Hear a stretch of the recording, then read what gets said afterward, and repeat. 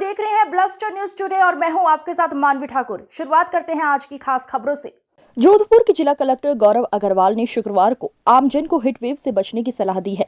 उन्होंने कहा है कि राज्य सरकार द्वारा हीटवेव की जो एडवाइजरी जारी हुई है उसका नियमित रूप से पालन करें। गर्मी से बचने के लिए ज्यादा से ज्यादा तरल पदार्थों का सेवन करते रहें। कोई जरूरी कार्य हो तो ही घर से बाहर निकले। इसके अलावा धूप में जाने से बचे। अगर कोई व्यक्ति हीटवेव की चपेट में आ गया है, उसे उल्टी, चक्कर या बुखार हो तो तुरंत नजदीकी चिकित्सालय जाएं और अपना इलाज लें। इसके अलावा उन्होंने कहा कि हमारी तरफ से अस्पतालों में हीटवेव को देखते हुए वार्डों में मरीजों के लिए पुख्ता बंदोबस्त किए गए हैं। वहां ठंडक की व्यवस्थाएं की गई हैं जिन्हें उनको समस्याओं का सामना न करना पड़े। देखिए, इस समय जैसा आपको विदित है कि विगत कुछ दिनों के अंदर और अभी वर्तमान में भी काफ़ी अप्रत्याशित रूप से टेम्परेचर बढ़ा है और जिस तरीके से टेम्परेचर बढ़ा है उसको देखते हुए सर्वप्रथम तो मैं यही कहना चाहूँगा कि precaution is always better than cure.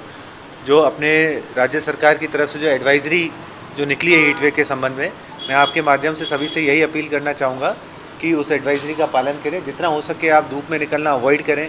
जितना हो सके आप जो है अपनी बॉडी को तरल पदार्थों से जो है आप लेते रहें। तथा यदि कहीं किसी प्रकार की इस तरह की सिचुएशन आ जाती है कि आपको फीवर या इस तरह की हीटवेव, उल्टी वगैरह कुछ लगता है, तो आप तुरंत छाया में जाएं, तरल पदार्थ का सेवन करें और फिर तुरंत नज़दीकी चिकित्सालय के अंदर जाएं। जहाँ तक अपने चिकित्सालयों का सवाल है, अपने सभी जो हॉस्पिटल्स हैं, मेजर हॉस्पिटल्स हैं, इन सभी के अंदर जो हीट वेव वाले वार्ड्स हैं उनकी इस्टेब्लिशमेंट की जा चुकी है। जो दवाइयाँ हैं, जो प्रशिक्षित कर्मी हैं, एडुकेट संख्या के अंदर वो ऑलरेडी है। सभी वार्डों के अंदर आपके जो ठंडक के लिए इन सब की व्यवस्था की जा चुकी है और जो अस्पताल जितने भी हैं वो सभी पूरी तरह से रेडी हैं। लेकिन फिर भी सभी से मेरी अपील यही है कि प्रिकॉशन हमेशा की ओर से बेटर रहेगा। साथ ही गर्मी के अंदर अपने बिजली और पानी की जो है सडनली क्या होता है, डिमांड एकदम से बढ़ जाती है और सप्लाई थोड़ी कम हो जाती है। इस वजह से बिजली और पानी की काफ़ी इश्यूज़ आ जाते हैं। तो उसमें जैसे पर्टिकुलरली अपने जो अर्बन क्षेत्र हैं, अर्बन क्षेत्रों के अंदर क्या है कि जो इनके जो पंपिंग स्टेशन होते हैं वो उस समय जिस समय जो उनके पंप चल रहे हैं पानी वालों के, उस समय उस फीडर के अंदर बिजली की कटौती नहीं होनी चाहिए, क्योंकि यदि हो गई तो फिर जहाँ जिस लाइन में पानी जाना था वहाँ फिर उसका 2 दिन बाद या जो ये सप्लाई करते वही नंबर आएगा। तो हमने इस तरह के इनके 22 पंपिंग स्टेशन चिन्हित किए हैं और 22 पंपिंग स्टेशन चिन्हित किए हैं तथा बिजली वालों को इंस्ट्रक्ट कर दिया है।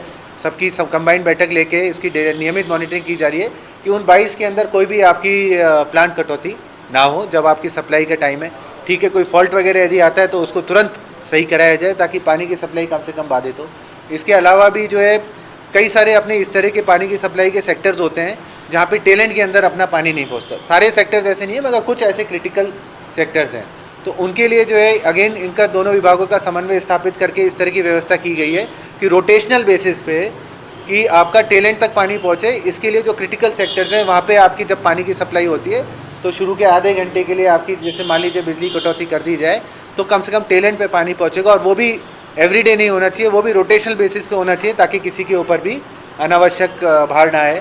इसी प्रकार से जो आपके बिजली है, बिजली का जो कॉल सेंटर है, जो बिजली वालों के GSS हैं, इन सब का नियमित इंस्पेक्शन किया जा रहा है। इनको पूरे जो है इनकी नियमित रूप से मॉनिटरिंग करके यही जो है इंस्ट्रक्शन दिए जा रहे हैं किसी एक पर्टिकुलर फीडबैक में डेली आपकी प्लांट कटौती नहीं हो। जो यदि कोई विभाग की तरफ से प्लांट कटौती होती है तो वो रोटेशनल बेसिस पे हो, जिससे कि किसी भी एक व्यक्ति के ऊपर अनावश्यक सस्टेन रूप से भार ना आए।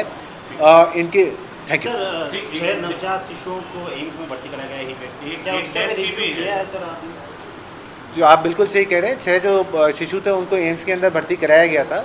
वो शिशु जो है उनका एम्स के अंदर भली भांति उपचार जो है हो रहा है और कई उनमें से जो है ऑलरेडी जो है बेटर हो गए हैं।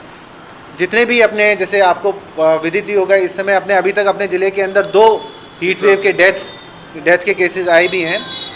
वो दोनों जो है एक पाली के थे, एक बांसवाड़ा के थे जो पाली में काम करने आए हुए थे। उसके अलावा भी अभी एक पेशेंट और हैं जो कि हॉस्पिटल के अंदर हीट वेव की वजह से क्रिटिकल चल रहे हैं। तो प्रशासन की तरफ से पूरी यही व्यवस्था की जा रही है कि किस प्रकार से जो है सभी को बेटर ट्रीटमेंट और कम से कम असुविधा का सामना करना पड़े। हालांकि बिकॉज अप्रत्याशित रूप से गर्मी है तो मांग एकदम से इतनी बढ़ जाती है, तो नॉर्मल डेज़ के जितना सेटिस्फैक्ट्री तो नहीं है, मगर प्रयास पूरा यही किया जा रहा है कि कम से कम असुविधा। ठीक है।